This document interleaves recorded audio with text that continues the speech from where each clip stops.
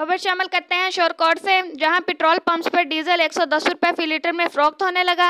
हुकूमत ने किसानों को रिलीफ पैकेज दिया, लेकिन मुकामी इंतजामी अमल दरामद करवाने में नाकाम। तफसीलात के मुताबिक शोरकोट ग्राम फरोश माफिया अवाम खसूसन किसानों को दोनों हाथों से लूट रहा है, लेकिन कोई नोटिस नहीं लिया जा रहा। शोरकोट में पेट्रोल 84 रुपये 80 पैसे फी लीटर में फरोख्त किया जा रहा है, जबकि फैसलाबाद में 82 रुपये फी लीटर में दस्तयाब है। कपास और धान की बुवाई के लिए डीजल की ज़रूरत है, मगर पंप मालकान ने मुकामी इंतजामिया के साथ साजबाज करके किसानों को लूटने का धंधा शुरू कर रखा है और नाजायज़ मुनाफाखोरी का सिलसिला अरूज पर है। किसान सरापा एहतजाज, हुकूमत से फौरी नोटिस लेने की अपील।